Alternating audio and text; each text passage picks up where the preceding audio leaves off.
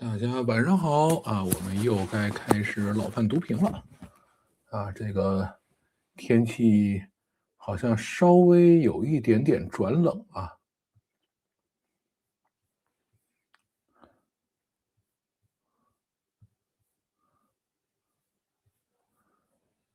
坐等坐等，好吧。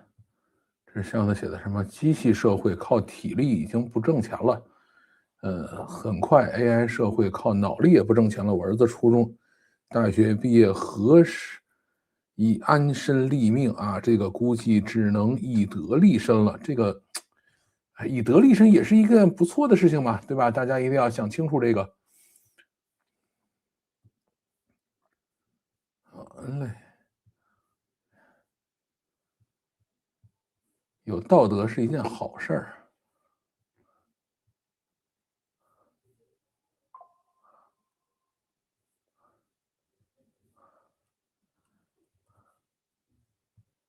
嘞，让我们把该发的都发出去。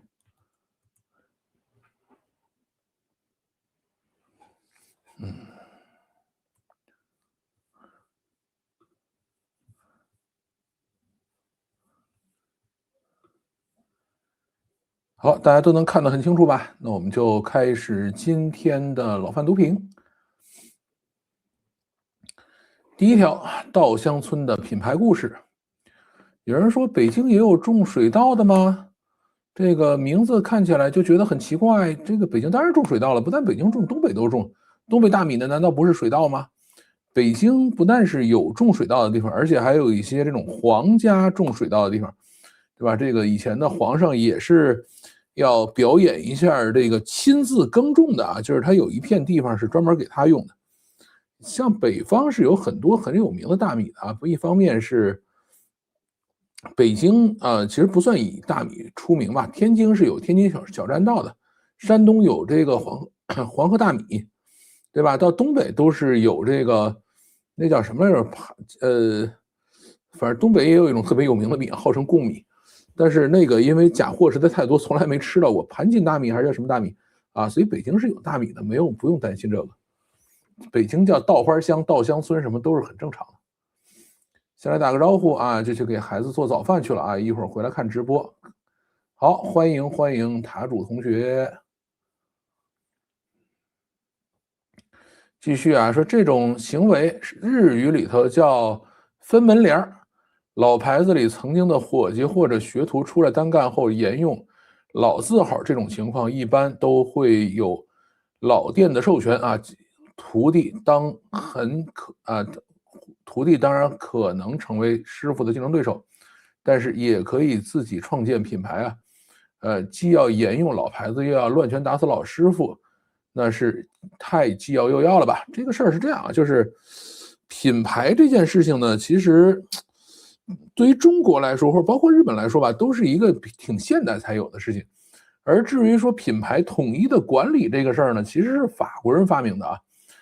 对于中国来说的话，也是有很短的一段历史，就是在基本上改革开放以后吧，或者说真正大家意识到说品牌需要有排他这个东西是在电商出来以后啊，原来大家没这个意识。我相信日本早期应该也没有这种意识啊，这个就是时代的问题啊，跟这个其他的没关系。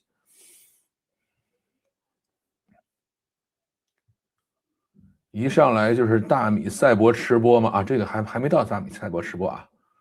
你儿子先确保上个好大学再说。这个是讲刚才这个准备要以德立身这位兄弟啊，我觉得说的很好啊，先能上个好大学再说。那继续啊，这个马斯克要让 AI 直接生成二进制代码啊，这条视频下头有人评论了。说对于 AI 来说，二进制英文、法文、中文、阿拉伯文都是一样的吧？如果一样，那还费劲写成二进制的干嘛呢？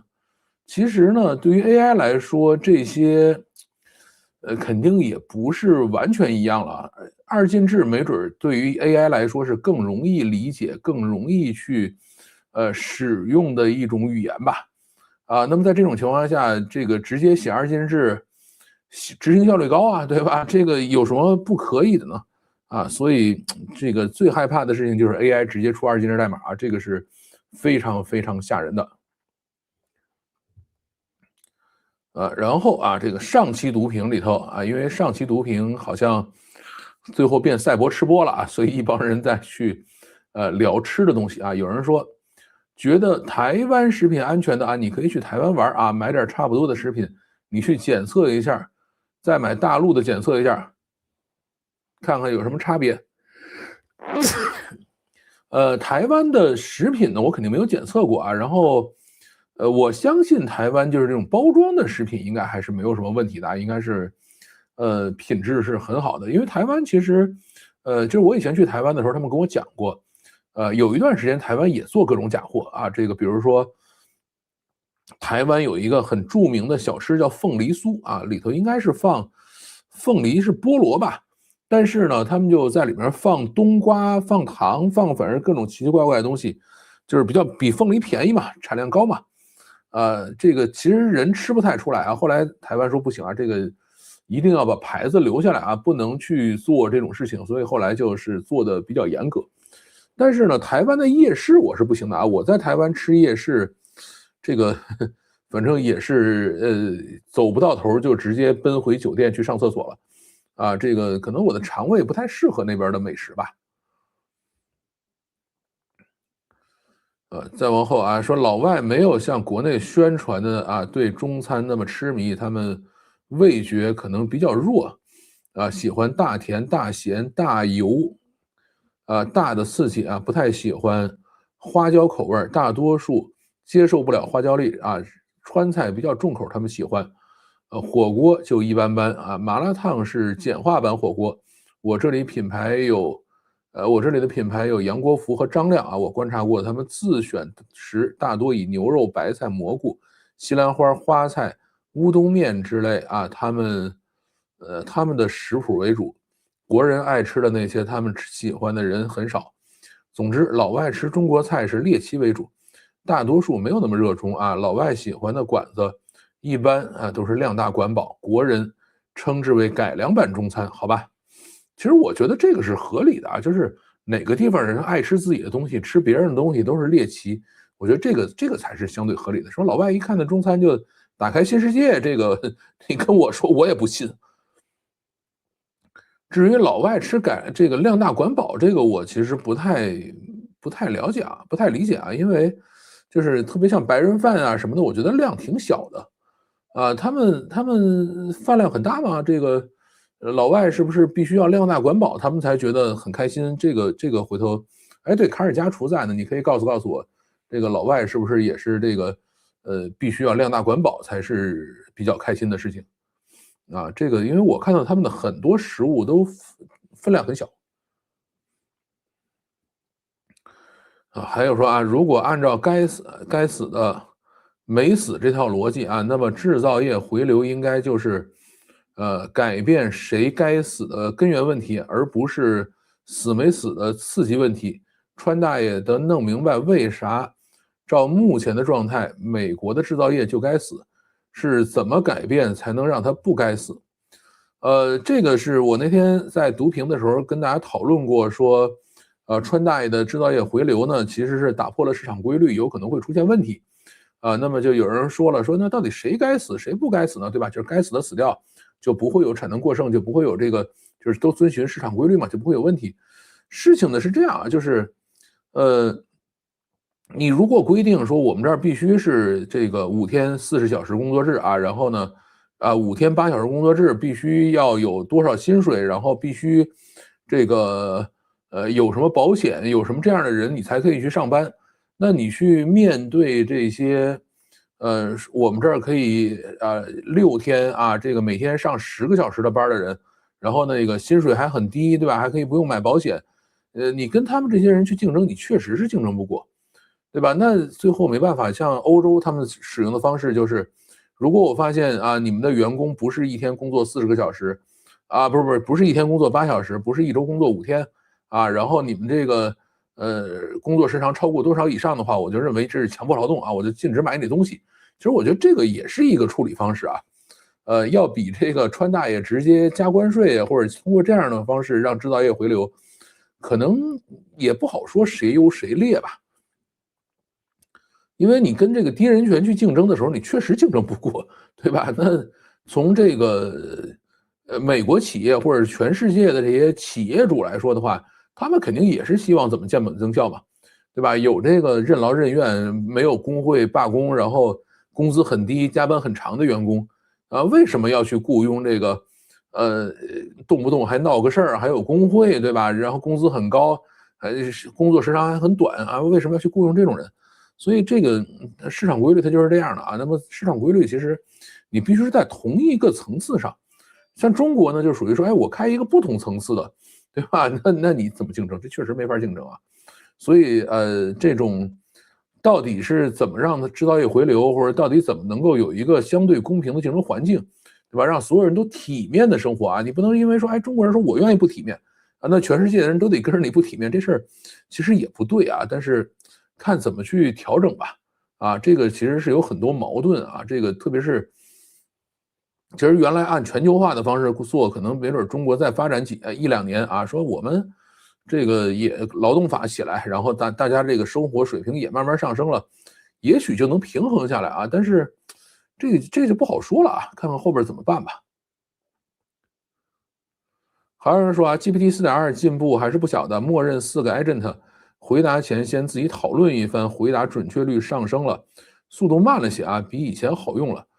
这个 Grok 4.2我还没用啊，我现在看到我的 Grok 页面上确实有4.2了，等回头我去研究研究吧，研究完了以后再跟大家去分享使用体验吧。至于慢的话，反正我现在觉得 GPT 5.2就够慢的了啊，比 Gemini 3.1要慢得多。啊，国内模型绝对比它快多了啊。Grok 4.2是不是比这个 GPT 5.2还慢啊？如果更慢的话，这事儿就真没法使了啊。回头我去研究一下。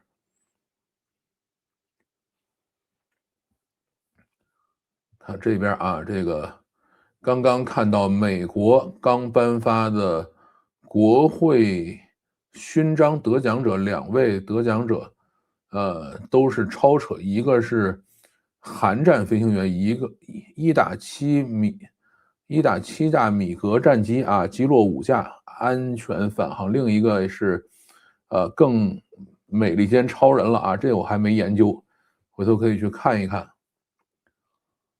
这种美利坚超人啊，马杜罗输了不冤啊，那就这样呗。他是排头的直升机啊，这个他如果当时没稳住就返航了，抓马杜罗行动就失败了啊。那好吧，啊，那抓马杜罗的这个人去得了这个奖章是吧？也挺好的。好，继续啊，这个中国能够在马斯克的100万吨发射计划里边卡光伏的脖子吗？啊，这是我跟土拨鼠一块儿去做的直播吧？啊，这个啊，应该不是直播，是我们俩录的节目啊。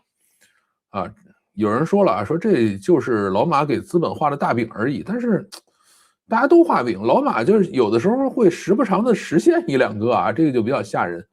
至于说3年后啊，每年向天上打100万吨的载荷这件事儿到底行不行啊？反正土拨鼠是不信的啊，他作为一个航天人，他觉得没戏啊，至少要到这个10年以后啊，有可能能达到这个水平啊，3年以后他认为这事儿是不太可能的。当然你说马斯克画的饼好像也很少有按时交付的啊，这个推迟个几年，我觉得也是很正常的一个事情。继续啊，说还有人说土拨鼠早就脱密了吧？这个事儿呢是这样啊，脱密呢确实是有规定啊，多长时间可以脱，但是呢，你也要知道，你虽然脱密了，可以出国了，哪些话能说，哪些话不能说，特别是我们现在在录 YouTube，是吧？心里还是要有点数的啊。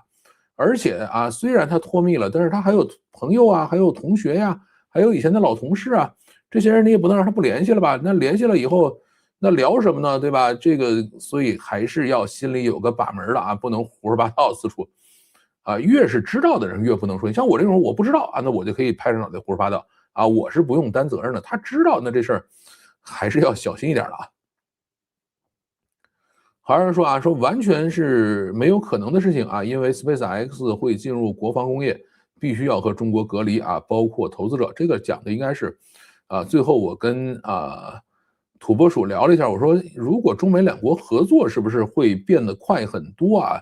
就是我们都给出了美好的祝愿啊，假设中美两国合作的话，人类上火星可能能提前个10年啊，大概也就是如此了。至于可能不可能，那是另外一件事儿。我们只是提出了美好的意愿而已。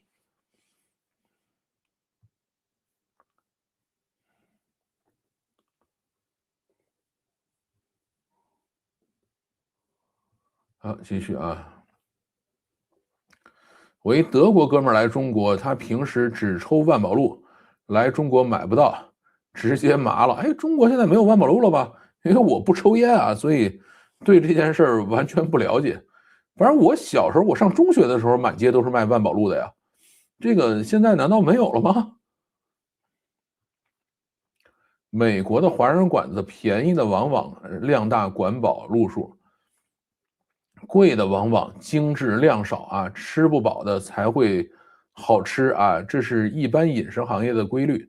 这位网友在美国估计是常去一种，前一种实惠馆子啊，他说的那些美国人花椒啥啥的，基本是外行说法。花椒，反正我以前听到一个说法是这样，就是说，花椒好像在美国的有些州是算麻醉剂的啊，是要管控的。但是现在人家大麻都合法了，是不是就没有这种事儿了？啊，因为我以前有一个算亲戚吧，他在加拿大啊，就是他经常去美国出差，出差的时候呢，就带一点花椒啊，给当地的四川人去做火锅吃啊，因为在当地直接买这个东西算麻醉剂啊，不知道是不是真的假的啊，反正这也是以前的我一个亲戚在加拿大的跟我讲的故事。中国机器人在硬件制造已经领先了啊，在大模型大脑还不如美国。这个事儿呢是这样啊，就中国呢，在机器人这一块里头，比如说有一些组件可能还是要到日本去进口，或者到德国去进口，咱也造不了啊，或者造出来的那个性价比很差。但是呢，从一个总体的一个架构组装啊什么这一块来说呢，至少我们又往前迈了一大步吧。啊，大概是这样啊。至于美国，他们到底能不能把这个机器人最后做出来，还是说不到中国来生产，他们自己也可以弄得很好？这个呢，拭目以待吧。因为他们现在其实还没有到解决量产的时候啊，现在他们距离量产还比较远。马斯克星舰开始的时候，大国航天人估计都说不可能的，不光大国，全世界的航天人都说是不可能的，对吧？那么现在不是也造出来了吗？老范今天说 C dance 2.0完了，怎么回事？哎，今天是这样的啊，就是呢，可以跟大家分享一下吧。就是我呢，本来想去做一个漫剧啊，就是大家都在拿这玩意儿做漫剧嘛，我说我也试试呗。然后我就写了一个简单的这个小故事啊，然后呢，先把这个人物都绘制了，然后把这个场景也绘制了，绘制了，比如说4、5个人物啊，6个人物吧，然后3个场景，然后我就开始写这个提示词，让 C dance 2.0去给我画。啊，去给我做视频，然后呢，他就告诉我说，你上传的有一张图片啊，你上传的图片不符合这个社区规则。我说那到底哪儿不符合？哪张不符合？因为我上传了5张图片，我说到底哪张不符合我就换。啊，他说我不能告诉你哪张不符合。啊，我说那到底为什么不符合？哪儿不符合？你可以跟我说吗？他说我也不能告诉你为什么不符合，哪儿不符合。然后那就没法弄了，对吧？你说我想让他去干点活啊，他告诉我这个不符合，然后就扔这儿了，对吧？这你让我咋弄啊？就完全没法有任何的生产出来。就是刚出来的时候啊，C 端当然刚出来的时候，确实什么都能干啊。但是现在的话，越搞越严，基本上啥也干不了了。而且呢，每一次他拒绝给你服务的时候，他就是告诉你不符合，完了，对吧？你说我再换什么，再调什么都没法整。极梦呢，这2天也确实是搞得很严啊。像我经常是用极梦给自己做封面。然后呢，我一般是怎么做封面？就是，直接把这个视频里头截图截一张下来，然后说来啊，拿这个去给我加个标题什么的。有一次他拒绝干活了啊，我说为什么呢？发现啊，就是我上传的图片背景有点像这个公检法机关。后来我把那个背景换成了这个叫什么呢？换成了动漫风啊，他就干活去了，对吧？他老担心我冒充公检法去干坏事啊，这就没法整。所以这种管得越来越严吧，特别是这种图片模型和这个视频模型就没法用。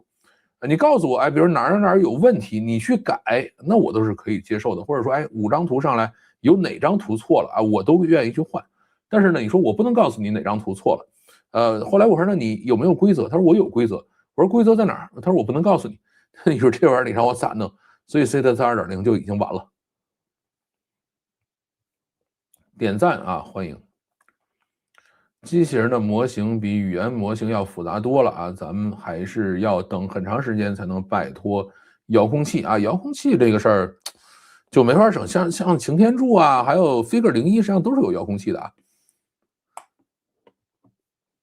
看火箭发射总感觉很耗能啊。马斯克为什么不研究电动火箭？你装了那么多电池，你飞得上去吗？电动火箭靠什么？靠扇翅膀吗？人工智能时代的22条军规，哎，这个就是这样的呀，就完全你拿它没办法，这事儿就是。所以我平时也不怎么在国内去这个使用这些模型，我都是能用国外的，尽量用国外的。这就叫解释权归属问题，它就关键是不能跟你解释，因为有太多东西啊是解释不清楚的，对吧？你说这个图我不让你用了，为什么不能说啊？这个就完全没法整，他自己也不敢解释啊，不是解释权归属就没有解释，因为逻辑完全不自洽。在美国不是麻醉品啊，曾经美国进口的中国花椒查出致癌物质，应该不是吧？于是不让进口啊。曾经美国也不让大国方法做北京烤鸭啊，完全违背美国食品安全健康处理家禽的规则啊。这个我觉得倒是可以理解，就是如果美国比较圣母的话，这后边这个我能理解，但是前面这个好像没听说啊。然后皮蛋反正据说有铅嘛，美国有一段时间也是不让进口。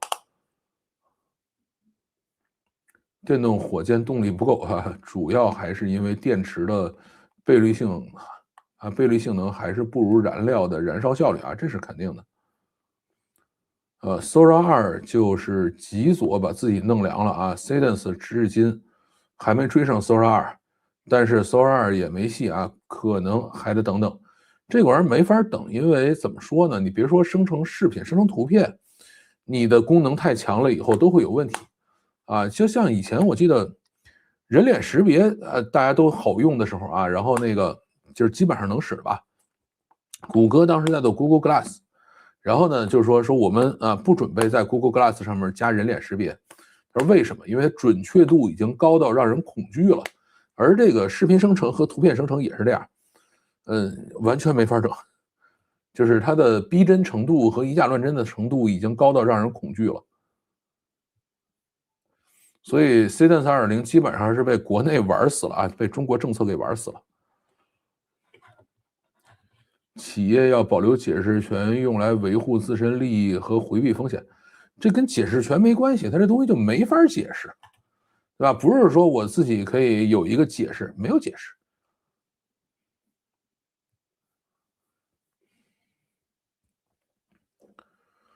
好啊，继续啊，中国春晚机器人秀啊，这题有人问了，说人形机器人距离量产还差很远吧？这个目前人形机器人最强的是 Figure 03啊，但那个看起来成本一点也不低的样子啊。这个现在是这样，就是你到多少算量产呢？我不是一年能够卖掉几万个算量产吗？啊，这个其实已经算了啊。至于说你说大规模使用那是另外一回事，比如进入工厂、进入家庭，这个是另外一回事。现在呢，大家一年卖个几万台这个人形机器人回来干嘛使呢？就是研究啊、二次开发呀、展示啊、跳舞啊，大家就干这些事情啊，也没有什么问题吧。所以这个东西也算量产啊，只是它使用的途径和方式可能跟大家一开始想的不太一样而已。而且很多人说，哎呀，这个东西进家庭很难啊，这个东西不能进家庭，也磕着碰着很麻烦，对吧？其实你以为这东西进工厂就容易吗？我记得何小鹏讲过啊，就是小鹏去展示他那个机器人的时候啊，就讲过说这东西没法进工厂，为啥呀？你进工厂你要打螺丝，你需要有灵巧手，说灵巧手的成本是2个工人1年的薪水，而且这个灵巧手还干不了1年啊，这个东西的损耗率极高，特别是你让他打螺丝啊，那个东西很快就坏掉了，所以完全不现实。就是你说你在他工厂里干嘛？难道四处溜达闲看着吗？啊，这个不现实这件事。这个还是要再发展一段时间啊。就是现在中国量产的这些机器人，跟最后能够进到工厂、进到家庭的完全是2回事儿。但是呢，我们先量产出来，也算是做了一些摸索吧。这个还有人说啊，从太阳能电车到机器人啊，国家指导政策都差不多，先天量补贴啊，无底线的法律环境保护啊，这个忽略一切绊脚石，知识产权、环境危害、安全流程野蛮生长、低价倾销，短时间会缩小差距甚至领先，但是无法形成可持续发展的技术和商业路线，所以所有厂家目光短浅、急功近利。极端依赖国家补贴和支持，同时容易引起贸易摩擦和制裁啊。太阳能和电车已经在塌楼中了，机器人啊，现在起高楼阶段，走着瞧啊，不是不希望中国崛起，只是中国的崛起从来不走正道，大范围弯道超车和翻车啊。这个事儿呢，首先要注意啊，这个不一样，哪儿不一样呢？电车和新能源啊，电车和太阳能这个东西啊。就是它造出来就能用，对吧？你电车造出来，大家就去买就去使，这个不是什么大问题。包括太阳能也是这样，但机器人不是这么回事。机器人现在还没有发展到能够大规模用的这个阶段啊，所以现在给补贴补进去以后，是会快速翻车的啊，这个是完全2个概念。这个所以还是要等一等看吧。至于说引起制裁这个事儿呢，其实就跟我前面讲的事儿啊，你靠一个相对低人权的方式去。跟别人这个比较高福利待遇的这个工人去竞争啊，这个肯定人家会制裁你，这个没什么好说的。至于给补贴这个呢，你以为美国不会给吗？他们也给，就是以前美国是没有产业政策的啊，现在也有产业政策，特别是特朗普搞这个 MAGA 以后也是有产业政策的，对吧？他们也四处给补贴，这块呢倒是这个大哥不孝二哥啊，但是给机器人补贴这件事儿，其实要比给新能源汽车和光伏电池板补贴。要吓人多啊！这个事儿可能会引起非常非常不好的反应。话说回来啊，机器人仍然需要针对具体场景做专门的编程，应该是绕不过去了。我一个大活人，你让我学这么一套舞，且不说身子骨能不能动得起来，光这些协调性闹出来的错误啊，就能气死编舞。这破记性肯定。也不如灌输到 Flash 里边那么无损。这个事儿呢是这样，机器人呢，目前为止肯定还是跳一套舞学一套程序啊，现在还是这样的一个状态。但是未来呢，就是它普适性好了以后啊，或者叫泛化好了以后，应该是不需要干这个事儿了啊，它可能很多的舞蹈看一遍就可以过去了。至于说咱们人类搞的这种什么协调性不好啊，什么这个各种错误这个事儿。对于机器人来说反而是个小问题，就跟那个什么似的，比如算数啊，我们可能人类，算这种很大的这种加减乘除的，我们会很费劲，对吧？但是你让计算器算得很快啊，机器人跳舞这个事儿，就相当于是你在用计算器算加减乘除一样，它比较擅长干这个事儿，或者比较适合干这个，但是呢，这个各种的泛化的能力啊，或者说处理各种没见过的事情的能力呢，他们要比人类差很远这块还是在。机器人在快速提升人类其实想提升这个跳舞精准度这件事儿其实是很难的。还是说老范又来酸美国了而且照例养酸美国就错这什么意思这个那些外国文科记者写报道的时候，估计压根儿就不知道大国的机器人有什么猫腻有这么多猫腻这个。语数记忆机器人在亚马逊上还真有卖的目前卖了1台买的人是中国给了个5星，是个中国人给了个5星。评论留言的标题是擎天柱啥都不是，底下的内容是比特斯拉的擎天柱强太多了这东西交货至少要1个月啊，他货大概还没到手就这么写了，这不搞笑吗？啊，这个不是应该敬业点，写点优点缺点？对了，语数卖货的产品描述一塌糊涂，就是比老范强点啊，还比我强，你说比我还差点不多好啊？啊，他们公司开的亚马逊网店，还卖家庭装天文望远镜，这是语数官方的吗？估计是机器人看天，寻找超新星大爆发啊！这个我估计，首先啊，这个在亚马逊上卖机器人，这个应该不是语数官方的吧？应该是一个经销商吧？至于说有人买了一台就开始夸夸夸呢，这个，其实这种我们早就见怪不怪了啊，这是一个产业链，就是。亚马逊要求的是你只要真实付钱了就可以写评论啊，收没收到货其实没有那么重要啊。亚马逊对这个中国刷假评论这件事儿，已经这个不断的在提高标准，但是呢，中国人肯定是道高一尺，魔高一丈嘛。啊，我既然开始卖了呢，我肯定要让每一个东西都卖掉一样，然后呢，可以写上一条很长很长的评论啊。至于说写这个优点缺点，开什么玩笑？我自己花钱买的，我当然要自己写最全是好了。对吧？这个评论压根儿就不是真的有人买啊，这个你要认为真的有人买的东西，那就太这个稍微有点不太成熟了啊。这个都是卖家自己买的啊，买完了以后呢，绕过亚马逊的这个叫做什么呢？绕过亚马逊的限制啊，能够发一条评论出来，对吧？也就如此了。继续啊，说老范的这个讲座总算是解决了我心里的疑惑。我说这种翻跟头或者跳舞的机器人能买回来干什么用呢？美国研究机器人的方向是让机器人替代人类去做比较危险的工作，但从实用项上来讲，美国机器人如果只能跳舞跟翻跟头，也没人来买单。美国的消费者比较理智啊，这个事儿是这样。就是翻跟头这件事儿呢，美国机器人最后它也得过这一关啊，大家都得过这一关。它实际上是一个稳定性、可靠性，是靠这个的。它实际上考验的这个东西，就是现在只是他先去研究其他东西而已啊，最后他还是得翻这个跟头。不是说最后美国的机器人就不会翻跟头，他也得翻啊。至于说这个其他的什么危险工作呀，或者是这种比较枯燥工作这件事儿呢？如果美国人能够把它搞明白怎么做，中国人应该也是能够超过来的啊，这个不用太担心。啊，还有人说杨乐坤前2天在印度 AI 峰会上的一个采访让我笑喷了。他接受印度媒体的采访啊，说未来的 AI 最有希望的地方是印度和非洲啊，因为这2个地方的人口出生率比较高。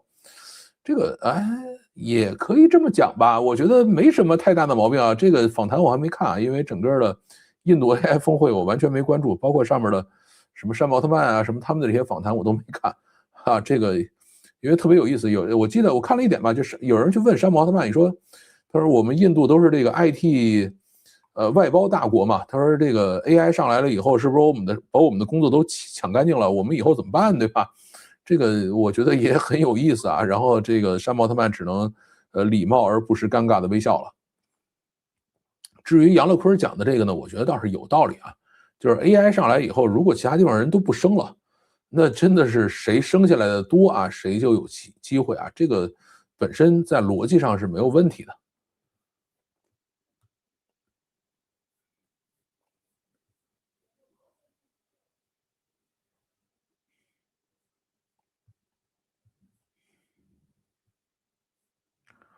闲鱼上语数机器人3万块啊，还可以走验货宝啊，挺好的嘛。但是3万块我应该也不会去买啊，因为实在没啥用。花椒可能含有致癌物质是有名的公案啊。最近印度有些香料也在这里，也有这里问题。花椒它是花椒素吗？这个我还真不懂啊。其实电车现在补贴不多了啊，反而是加拿大、美国、日本开始大幅补贴。美国肯定没有补贴电车嘛，美国现在是在补贴油吧，还是在补贴这个？反正原来拜登在的时候是在补贴电车啊，后来川普上来不是把这东西取消了吗？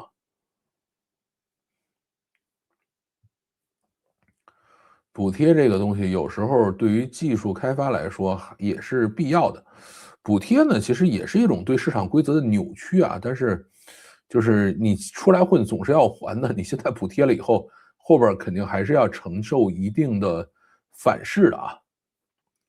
美国开始大幅补贴电动车，拜托，川普停了电动车补贴，对啊，我也是印象了这件事情嘛。川普停了补贴吗？啊，那马书记咋整？马书记跟川普闹翻了呀，这个开玩笑啊。马书记肯定也在骂嘛，说这个美国在这一块做的没有咱们好嘛，没有东方大国好嘛，这个他也没什么办法。日本补贴新能源车很多啊，可惜他们以前走的是氢能路线，有点慢啊，这个那是需要努力了，这个没有任何办法。我觉得日本呢，其实走氢能路线本身没有问题啊。日本最大的问题是它没有真的把氢能源的车大规模的造出来投放市场，对吧？他还是觉得说，哎，我汽油车卖的好好的，我为什么要去把自己的饭碗砸了啊？这个只要他保持这样的心态，氢能源的车就永远没戏。电车啊，就是纯电池车、锂电池车，有各种各样的问题，但是你只要造啊，这些问题就通通都会被迭代掉啊，或者说至少是迭代着往前走吧。而氢能源车，你只要不造啊，所有的问题都会留在那儿。油管真的没法看，中国做什么出来都是错的，都是肉身出国没法回来，急坏了嘛啊，这个倒也没有了，反正有人是相信厉害了我的国，也有人相信中国所有东西都是错的啊，这个没什么好说的。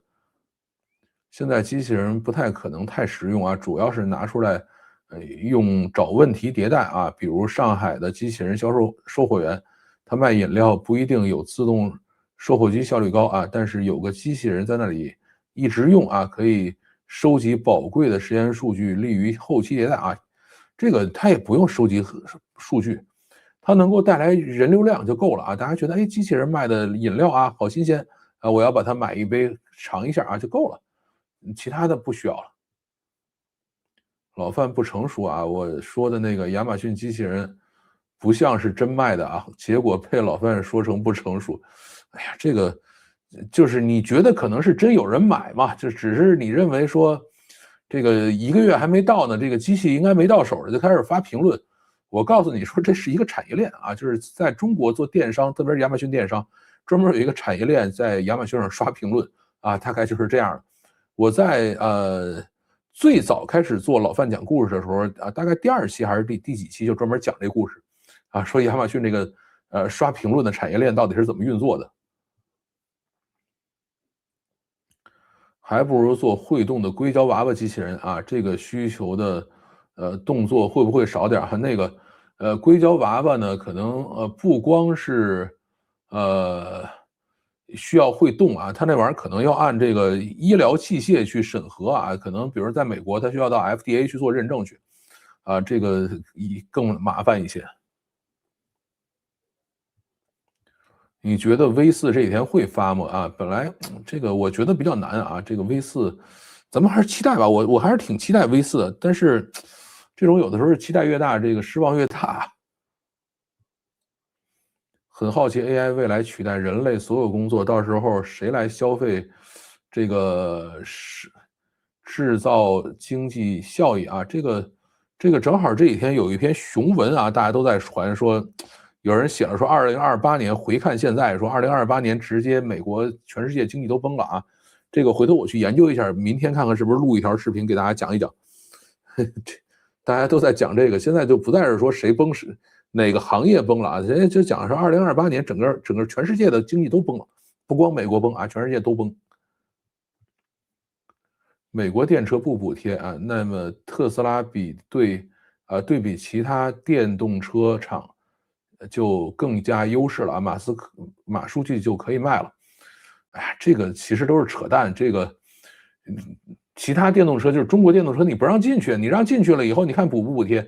不补贴，看谁有优势，对吧？这个都是扯淡的事儿。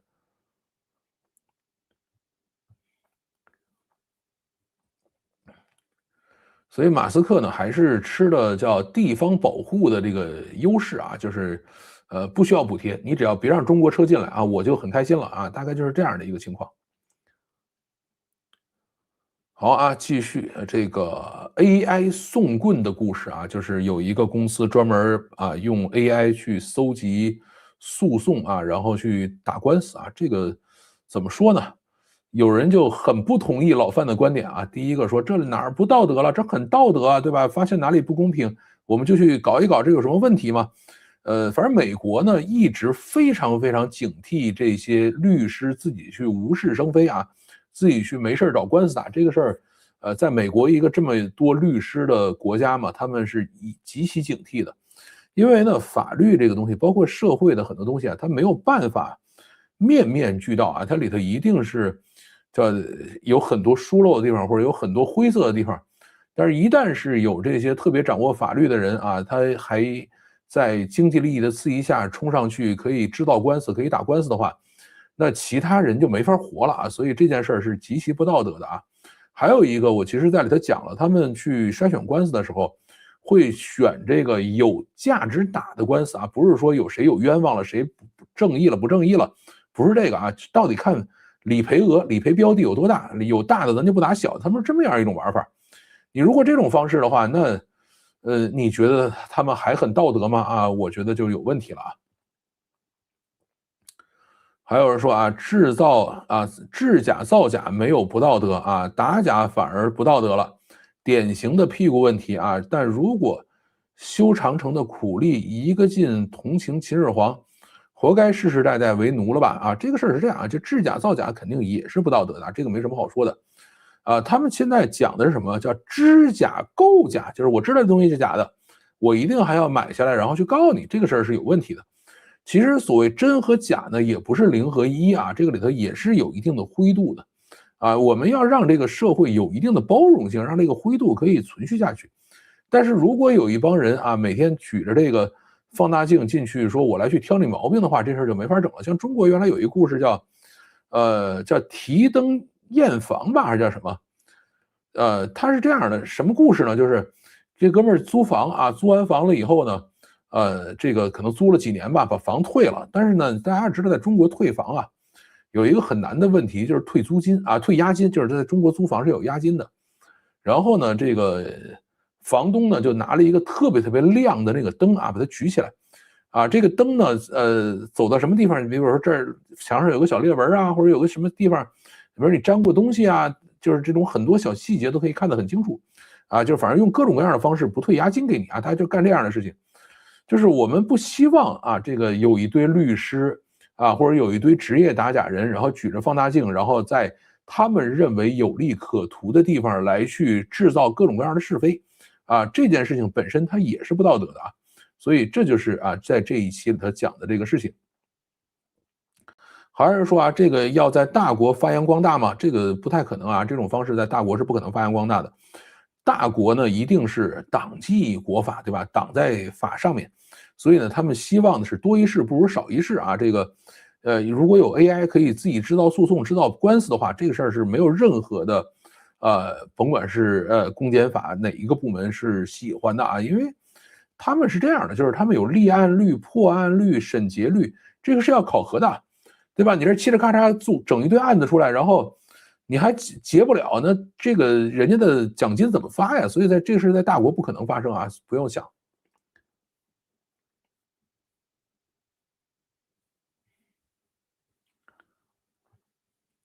继续，这个中国的算力瓶颈和美国的电网基建，谁能先解决呢？这个不好说啊。这个其实我今天还看到了一个特别有意思的点啊，这里呢是怎么说呢？这个点，但是我现在还没有特别确定啊，可以跟大家讨论一下。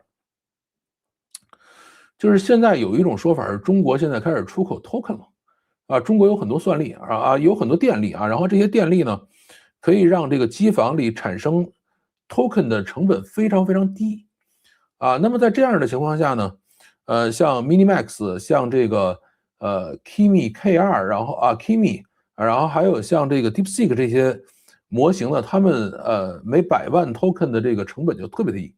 然后这些 token 呢，现在直接通过像 OpenRouter 这样的网站直接就卖掉了，对吧？大家去买的时候，实际上是在中国的服务器上去烧电去搞的这个事情。因为电这个东西，你想把它拉到美国去使是不可能的吧？而现在的话，这个就这几家吧，就是Minimax 是第一啊，现在就是 Minimax 是OpenRouter 消耗量的冠军啊，第二名是 Kimi， 第三名是 DeepSeek， 然后后边可能是 GRM 什么这几个，大概这个中国这几个大模型占到整个的 OpenRouter 的这个消耗量的60%多啊，非常非常多。那么可能我们直接通过这样的一个方式就出口了电力了啊，也是一个挺有意思的方式，对吧？美国人你可以用这个便宜的 token 来干活。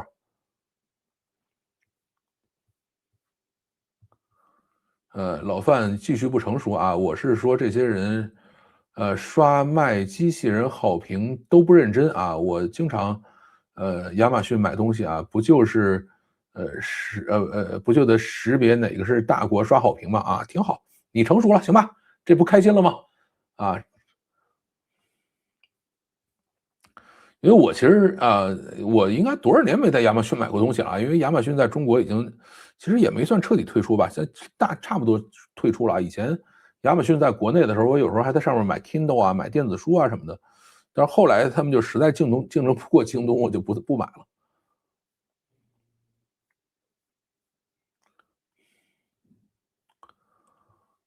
这个还有下面一条啊，是 Oracle 啊，这个高盛的 AI 涨跌篮子啊，就是高盛做了这样的一个定制篮子的产品啊，哪些股票要涨，哪些股票要跌，放在里头啊。有人就问啊，说这个微软啊、甲骨文啊还可以抄底儿吗？这个事儿呢要注意啊，就是它这种篮子呢，第一个风险性很高啊，然后所以为什么它不能卖给普通人？第二个呢？就是它这种篮子里头实际上是有非常多的股票的啊，不是说就这么几个啊，非常非常多。那么就是要去抗各种干扰和周期的。当你这个怎么说呢？当你这个里头有一只股票涨的时候啊，跌的时候，那其他股票可能涨了啊。它是通过这样的方式来去平衡风险的。所以作为我们普通人来说，你不能看它，哎呀，这个篮子里有这些股票要涨，我要去买。这个等于你把所有的这个抵抗风险的这种平衡性啊，这些东西都扔掉了啊。这个对于我们来说是很危险的，而且我们其实大部分人承担不了这么大的风险啊。所以呢，大家当故事听就完了啊，千万不要以为这就是一个怎么说呢？就不是一个投资的意见和建议啊。还是说老范啊，听你讲的有点困扰啊。这个我们之前在用 SaaS 和 CRM，但目前我接触的 AI 应该好像并不跟基于云的软件服务冲突呀。大家在本地使用 AI 工具，除了问问题、编程、搭建自动化工作流，好像也没有当 CRM 系统用的啊。这个还是要打开网页用 SaaS。请问 AI 具体怎么覆盖这类的 SaaS 应用？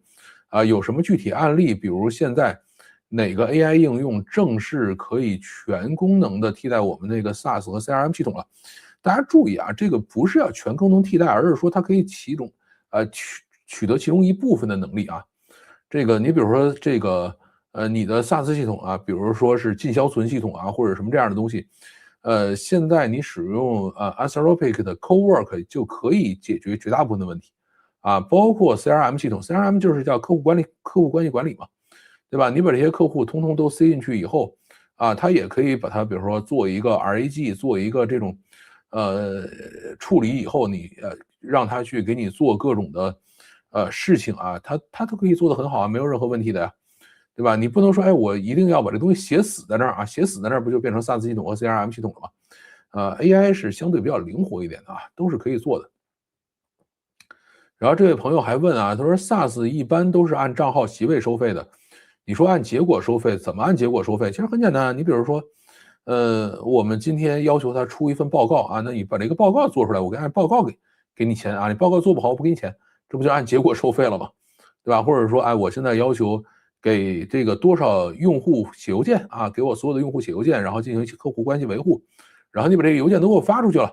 啊，那我按照这个最后发出多少邮件，然后成功多少，最后我甚至我按转换率啊，有多少人愿意回来买东西，我按这个来去付费也可以啊，这个都没问题，对吧？你不能按坐席付费啊，这个原来的 SaaS 就是按坐席付费的啊。还有人啊说这个反着高盛操作啊，这个别墅面大海啊，高盛指标出现了啊，千万别这么想这个事儿啊，为什么呢？刚那个节目里我也讲了，像高盛那种的机构啊，它如果把这个指标设错了，最后是有可能会死的啊，所以他是真金白银押上身家性命在干这个活儿，过了这么多年了啊，高盛还活得好好的，跟着高盛操作和反操作的人死了一波又一波，他们有一整套这种风险规避和评估的机制，对吧？人家那是专业的啊，咱们别去跟人家去比这个啊，也别去抖这机灵，你反着高盛操作，可能在某一个时间点你赚到了，等人家这个这么多年啊越长越大越长越强的时候，可能这个路边的野谷路边的这个死尸什么都已经买掉了啊，所以这个事儿不要去讲这个事儿。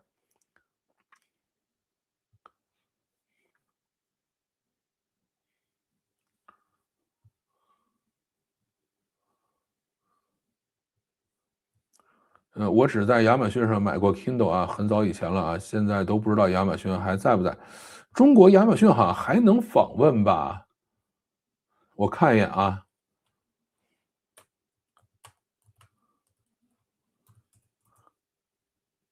对啊，这个网站还在，只是这个网站上到底有什么可卖的，我就不知道了啊。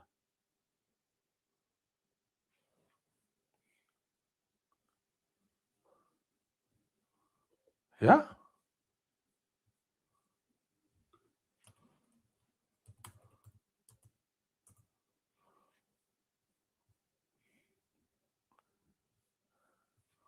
哦，是这个，我刚才试了一下，Z 点 CN 啊是亚马逊，Z 点 com 好像是日本的一个什么企业，然后 Z 点 AI 是质朴啊，这是刚才试了一下这个几个域名。对这个，哎，这个卡尔加书说那啥好呢？对吧？承认你成熟，我就成熟了。你说你得有多不成熟？现在看 AI 的发展方向是外挂存储，但是 AI 这种外挂存储并不能进行实时的预训练啊，这个所以这种 AI 的外接存储到底能解决什么问题啊？现在其实 AI 不需要这个实时预训练啊，现在的很多 AI agent 都是这样的，就是它自己有一个记忆文件啊，就是你跟他说的所有事情，他记下来。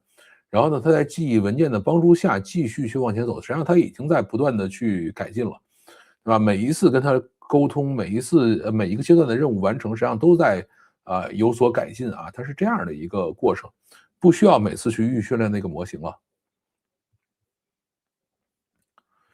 现在 AI 已经把假的东西做的这么逼真了啊，虽然还有一些瑕疵存在，但照这样发展下去，未来所有东西也可以弄假成真啊！不法分子一定会利用 AI 协助作案，未来警察办案的难度也会大大提高啊！这个，大家也不傻嘛，都想到这个事情了，所以 AI 生成的内容上面都是有这个什么的啊，都是有这个水印的啊，告诉你这是 AI 生成的，然后还记着这是谁啊，某年某月某日几时几分几秒啊，在我的平台上用什么提示词生成的，都会给你记下来。所以呢，不用太想着说这个东西就如何了啊。大老美的 AI 瓶颈是生产电力的总量，这个事儿呢还是要看吧。这个虽然大家都在说他们会有问题，但是也没准人家就到那个天儿，到那个时间点就混过去了。大老美的瓶颈其实是干不了脏活累活啊，很多产业他们都能干，但是各种工会、人权、环保没办法。美国在这点儿比欧洲强多了，对吧？欧洲比他们还惨。赶上直播了啊！这个卡尔同学就是喜欢杠啊，那没问题，杠呗。别人在那个给我发一评论，老范你讲的真好，他一定要在后头写，你觉得哪儿好啊？我就觉得不好。这不但是爱杠啊，还特别有闲工夫。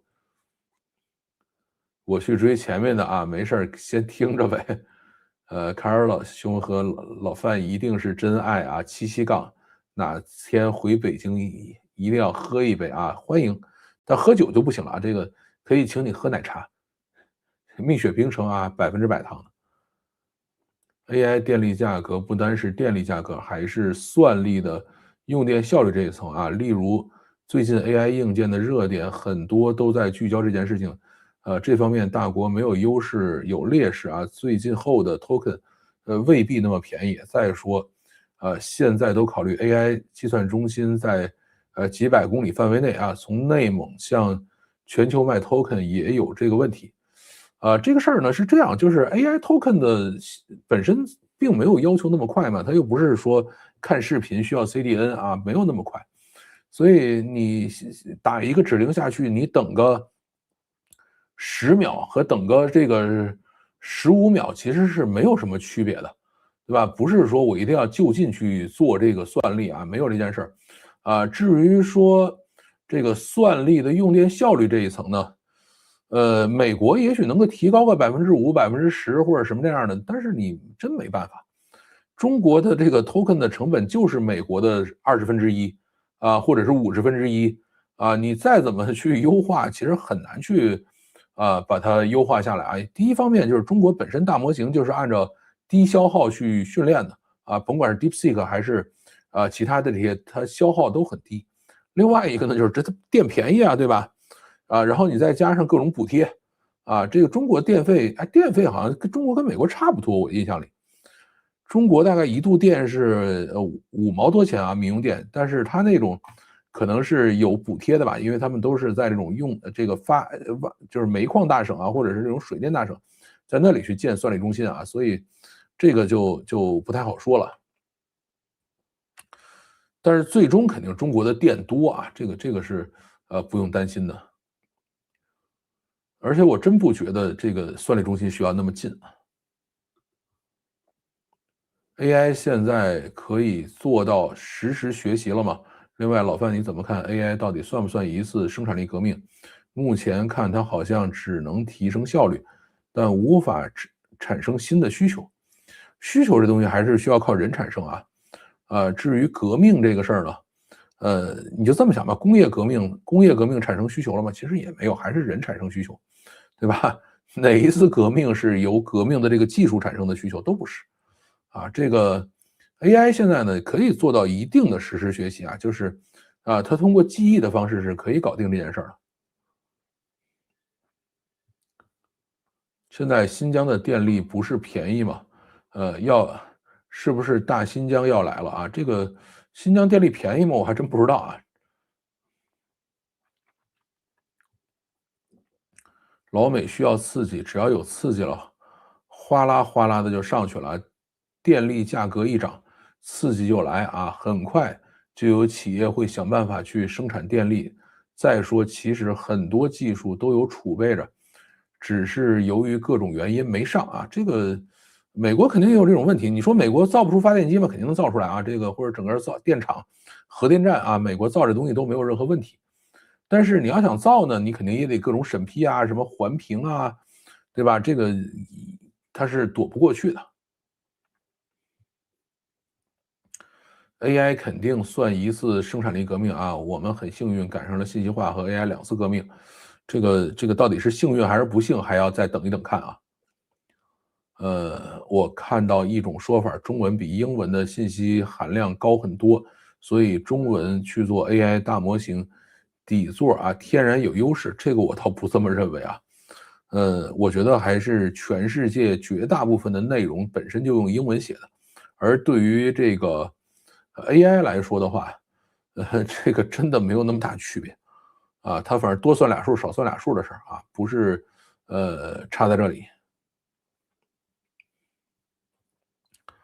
好啊，最后还有一条视频的评论啊，就是战争部怒怼 Anthropic 有人问了啊，说如果是杀的普京、金三胖这种独裁者，那还是应该杀一杀的啊，杀了他们2、3个，就等于间接救了很多很多人啊，不杀他们，有这武艺却袖手旁观，那才是间接杀人。关键是谁来判断谁该杀谁不该杀？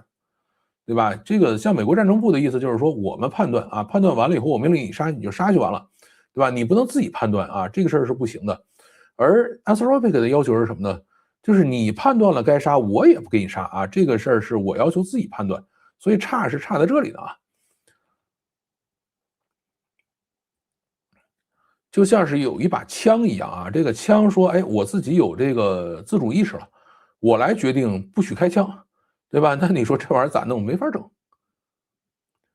还有人说这一期的节目呢，恕不同意，恕不能同意老范的意见啊，AI 不能杀人，这是底线，绝对不能突破。虽然随着竞争加剧，这个底线大概率守不住，但是谁开这个口子，谁会把人类推向灾难啊毁灭的边缘啊。配上机器人和无人机的身体以后，人类根本就不可能跟 AI 较量，而 AI。的自主意识是迟早会出现的，这件事情上我绝对挺 Anthropic。至于美国战争部啊，它并不代表它并不代表国家管理 Anthropic，它只是 Anthropic 的客户啊，厂商应该有权利为这个客户服务的。厂商不是说叫有权利啊，这个东西跟权利义务没关系啊，或者是不为这个客户服务吧。这个所谓的儒以文乱法，无以侠以武乱禁啊，这是法家的说法。法家曾经是给中国带到什么样的地步啊？不用我多说了，看看历史就知道。其实中国呢，从来就，是叫外儒内法吧，就很多人讲的是这样一套东西啊。但其实，我觉得把中国变成现在这个样子，并不是法的问题、法家的问题，而是儒家的问题啊。这个我跟你的看法正好相反。如果中国就好好的走单纯法家的路线的话，是不会走到今天这一步的啊。至于说啊，到底能不能杀人 ，AI 到底能不能杀人？那它怎么说呢？第一个啊，给人不给人服务啊，这个是 Anthropic 的权利，你可以选择不给人服务，但是呢，你不能说我又要给你服务，我还要求你啊跨越法律守我的规矩啊，这个事儿是我不同意的。至于美国战争部，它就是个杀人的地方，对吧？你说美国战争部你不许杀人，不开玩笑吗？扯淡，那你建它干嘛？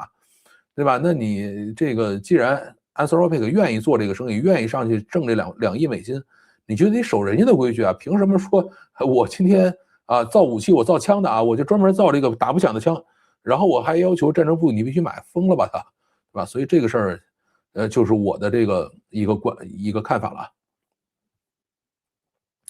还有人说啊，说不同意老范这期的观点啊，虽然说立法是国会的责任，但是立法是公开的啊，新闻媒体、社会舆论啊，也是在外围影响立法的这个重要因素。Cloud 给政府施压啊，不违反国家原则，没毛病啊，对吧？Cloud 你可以给政府施压，你可以去这个什么投票，你可以去赞助啊，这个都没问题。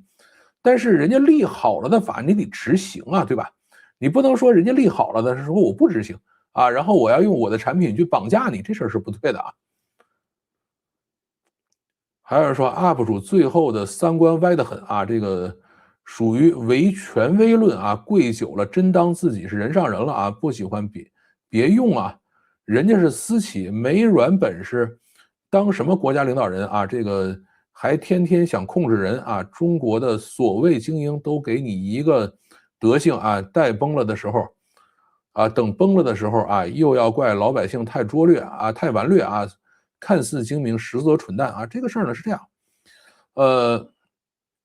我也讲了啊，就是每一个人有很好的道德，这个是没问题的。我也很喜欢有道德的人，但是呢，我不喜欢别人用他的道德强加给我来管理我，就这么简单啊。而 Anthropic 就是一个，自己标榜自己道德很高尚，而且还要去管别人的一个人啊，所以我很讨厌他，没什么毛病吧？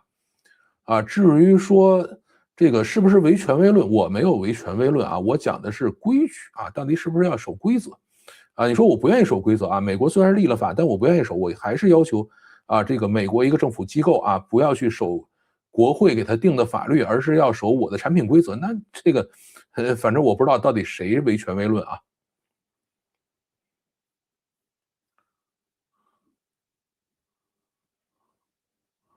好啊，这个线上的都读完了啊，然后我再看看线下还这个还有什么实时评论。